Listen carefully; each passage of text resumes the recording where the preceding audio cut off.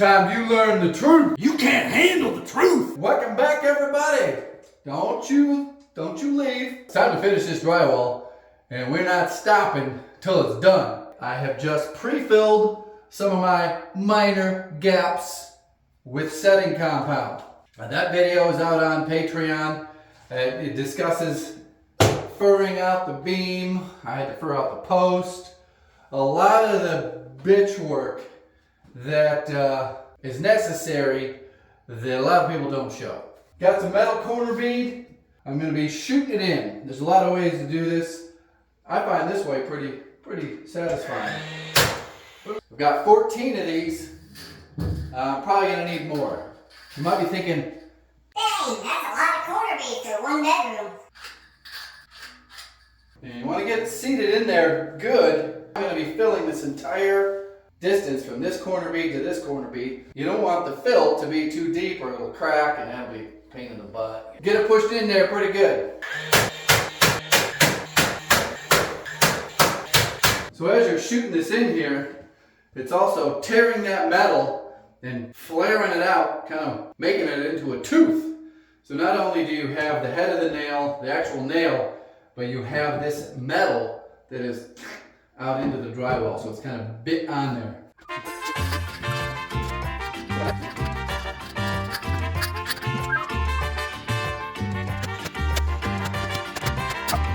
Occasionally, you'll have one that doesn't go in enough.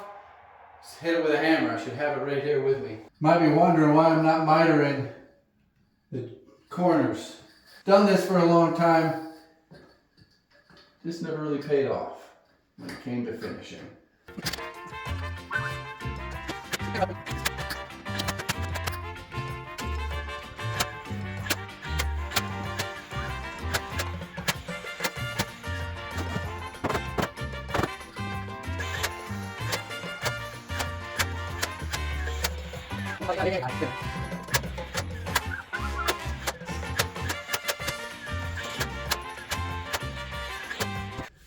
I'm not sure if you can see, but there's a ton of little holes in this metal corner bead.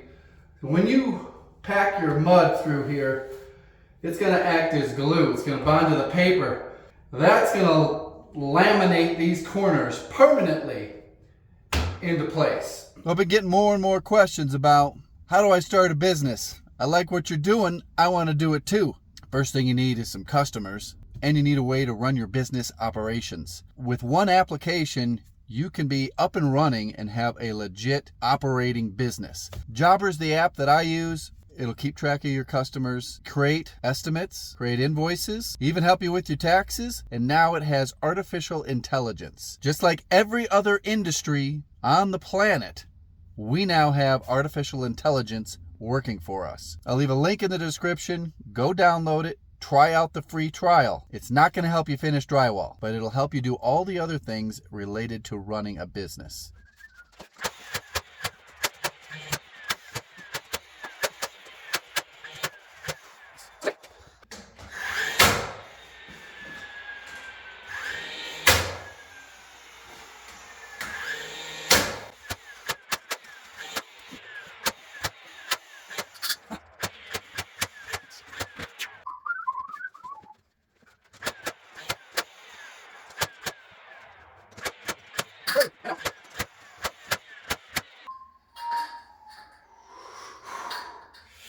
I need my gloves.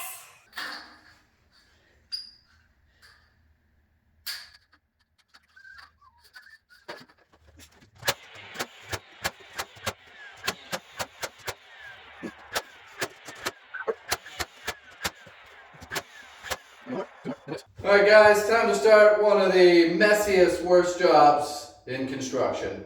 Still has to do with drywall, and that is taping. I'm going to be using the banjo. Got a couple clean buckets, bucket of water. Got to mix it thin. I'll show you a close-up of the banjo, how that goes together. It's a very primitive drywall tool.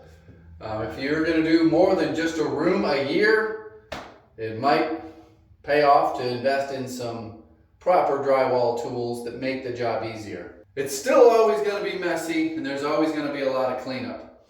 Got some drop cloths down because I've got some very special primer on the floor that I can't get covered with joint compound. If you want to know more about what that primer is, there'll be a link in the description. There's a Patreon video about the previous floor that was in here, how to remove it, and what I went over the top of that glue with. All right, let's get to work. In case you don't know, this is joint compound. Comes inside a bag, inside of a box.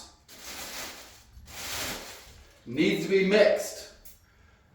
Different thicknesses for different stages of the finishing process. Right now we're going to be putting it in the banjo for the taping process, and it's got to be on the thinner side because we're going to bed this tape into a layer of mud on the seams. If you're doing a much larger job, you would just flip this bag inside out right in your bucket because you're going to use all of it. But we're probably not going to use all of it for the taping. That's why I don't want to mix all of it at the same thickness. So I'm scooping it out by a third of what's in this.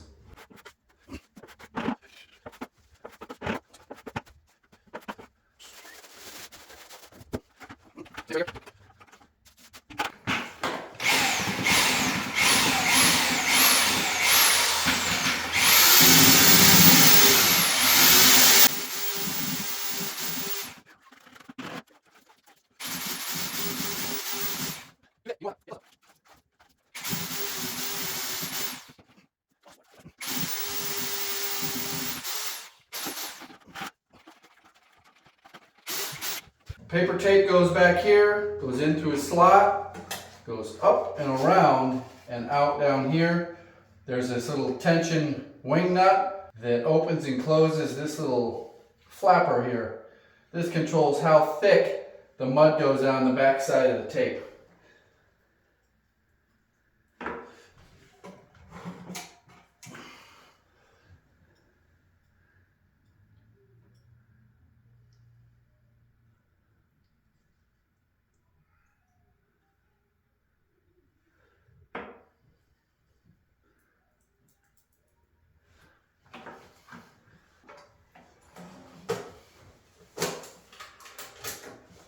I'm going to start in the corners first. Want to get the part that I like the least over with.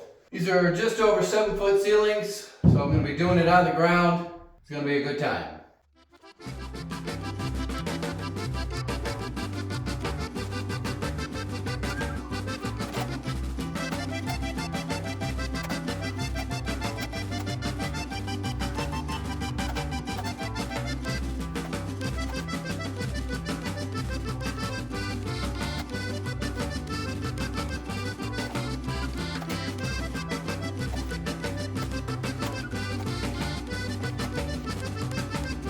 So a lot of times you got to reposition the mud so it's on the right side of the tape. Kind of hate this tool, but it does work. Works better when you hold it even. I was holding it on an angle, so the upper side started getting a little thin. My Lowe's bucket sprung a leak already.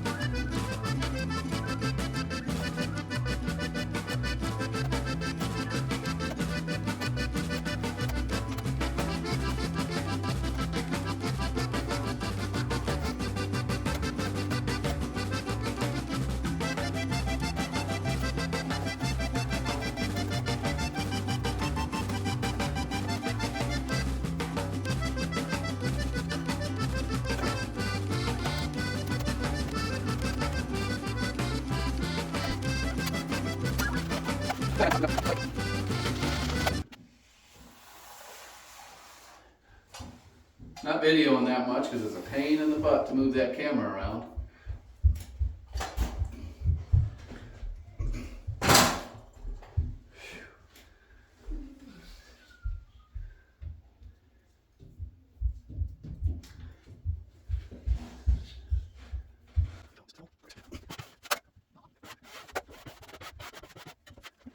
the stages of installing new drywall, the tape is probably the biggest pain in the butt. Especially when you're using a banjo that you got at Goodwill 12 years ago. I do think it's time for me to get a real tape gun.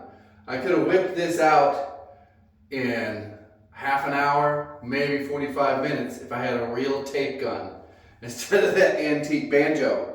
Put down in the comments, what tape gun should I get? This volume of drywall is about the most I want to do in one sitting. Sometimes it's not worth getting out the big guns for a small job. Because of the setup time and the cleanup time, you're into it for the same amount of time total because you got to spend all that extra time cleaning it up. I think you know where I'm getting at. But if you got a good idea for a tape gun for a room this size, put it down in the comments. I got to go scrape everything off and get right to mudding the corner bead and start floating things out.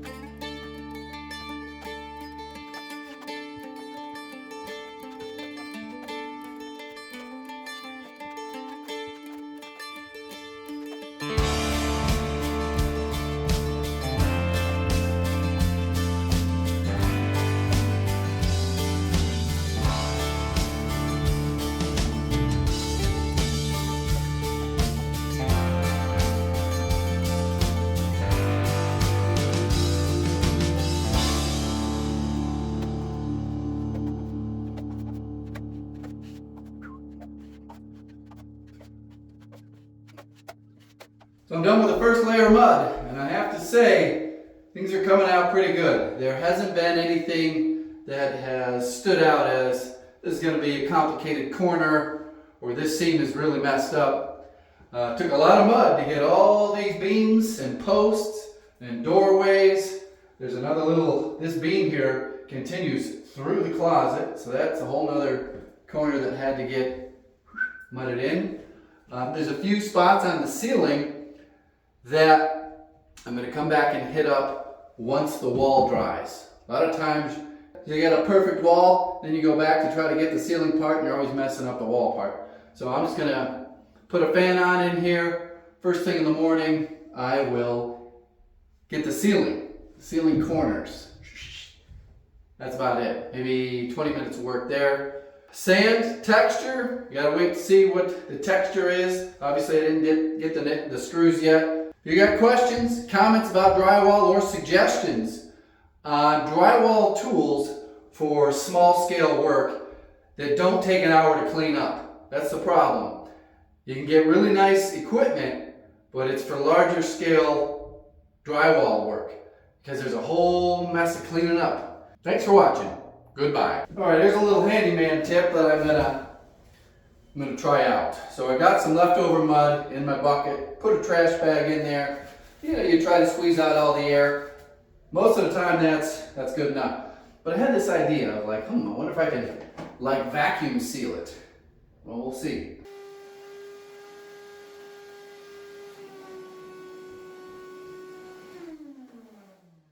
So you shove it way down in there and you get it real close to your mud, and I'll show you. It basically sucks that plastic right down on top of the mud. So there is the trash bag. Sucked to the mud. It'll be fine in the morning. We'll give it a good mix. Spit on it. It'll be good to go.